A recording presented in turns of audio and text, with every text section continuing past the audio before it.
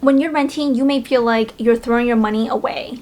I know I definitely felt that way. In this video, I'm going over how you can determine whether you should rent or buy. If you haven't done so already, please give this video a thumbs up. It really supports my channel. If you're interested in maintaining and building wealth, subscribe to my channel. I post about personal finance and investing every week.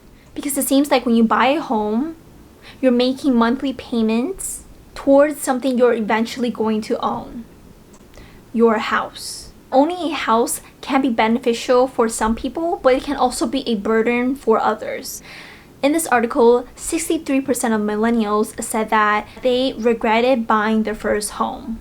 When you do buy a home, especially with a mortgage, you aren't paying principal towards your house for a very long time, and this is due to the amortization schedule. Your monthly payments are going towards the interest on that mortgage loan. You can see from this chart that at the beginning of your mortgage, you're not paying that much towards your principal of your home. You might be thinking that you are making money from the value of your home appreciating. From 1967 to 2019, the home price increase rate is 4.2%, while inflation rate was 3.99%. Now the question is, when is renting a good financial decision?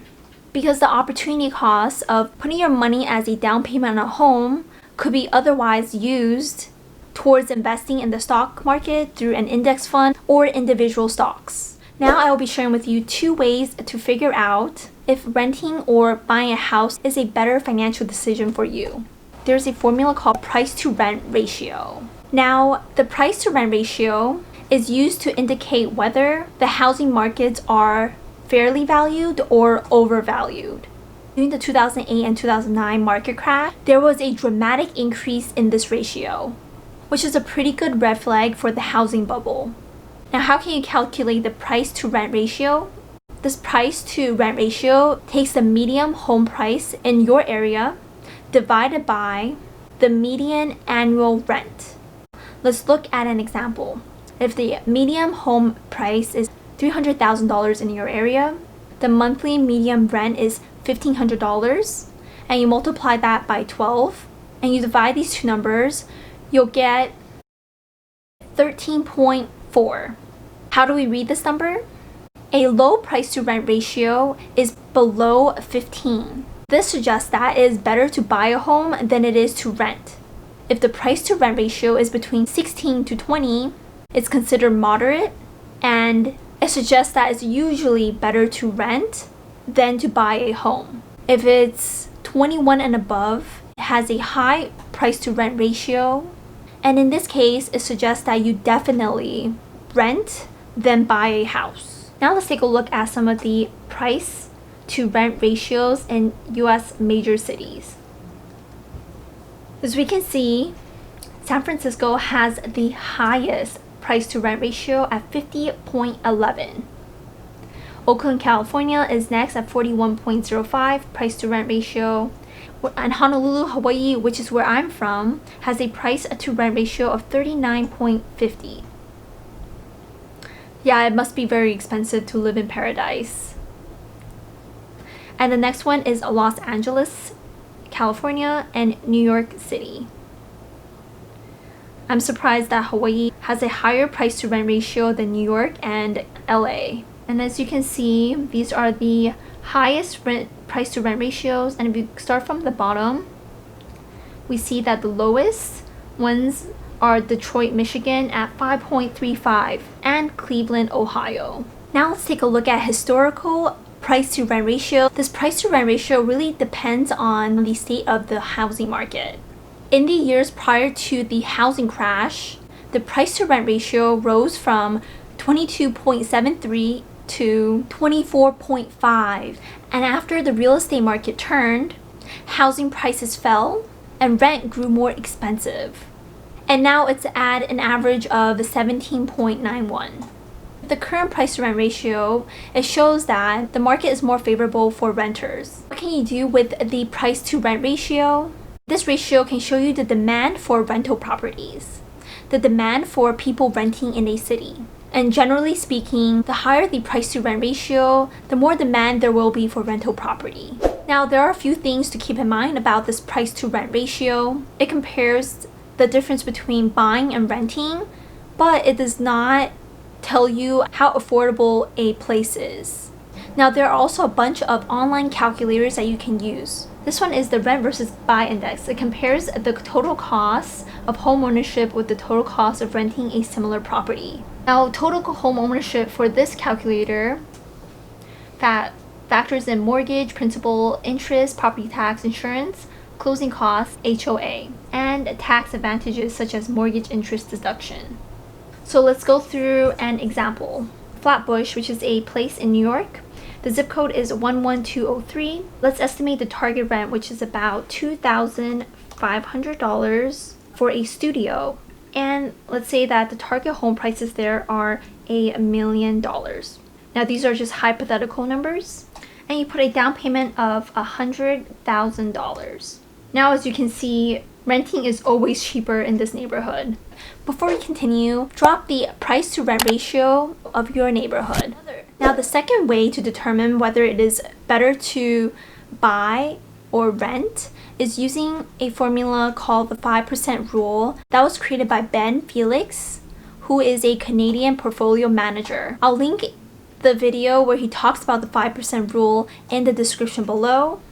He talks about the rational way of deciding on buying or renting by looking at the cost of rent and the cost of buying. The monthly cost of renting is very simple. It is basically how much you pay in rent.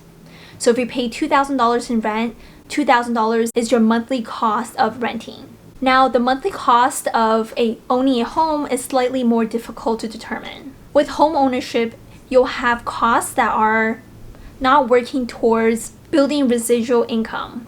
This includes a property tax, maintenance costs, and the cost of capital, which is the money you use to put towards the down payment.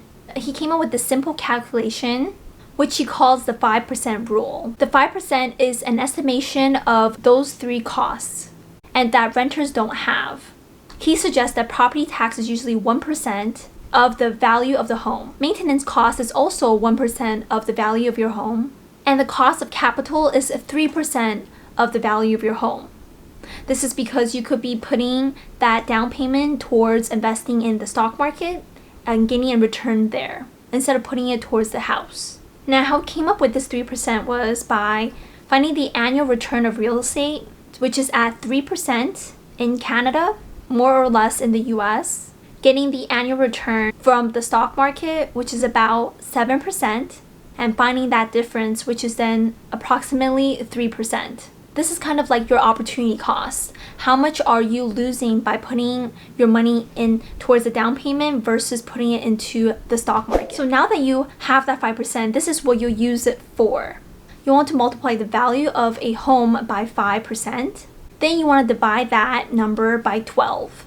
And that result is like a break-even point, where renting and buying is basically the same. Let's go through an example. If you have a home that's valued at $500,000, you multiply that by 5%, you'll get $25,000, and divide that by 12, you'll end up with $2,083. This is the break-even point. If you could rent a home that is less than $2,083, you are better off renting.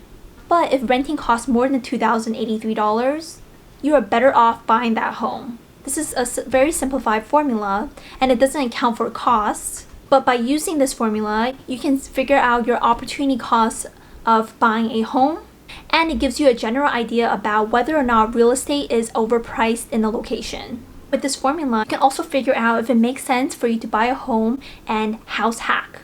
With house hacking, what you're doing is renting out a portion of your home, whether that is a duplex or a bedroom, so that you can live in the home but also generate income from renting out part of your home. So let's say with that same house worth $500,000, and it is a 3-bedroom home, if you could rent the other 2 bedrooms for $1,000 each, that would generate you $24,000 a year. Now, with that initial $2,083, you subtract the $2,000 you'll get from the rental income from renting the 2 bedrooms, it will only be $83 for you. Which means that if you can find a place in the city that is worth less than $83, then it makes sense to rent. And if it's cost more than $83 to rent a room, then it makes sense for you to buy this home at $500,000. Now, of course, only you can decide which cost is worth paying for. I hope you enjoyed this video. If you found value, give this video a thumbs up. It really supports my channel. And don't forget to subscribe to my channel. I do post valuable content like this every week about personal finance and investing. If you figured out your price to rent ratio and using the 5% rule, you realize that buying a home makes more sense for you, then check out this video here where I have a step-by-step guide about purchasing your first home with a mortgage.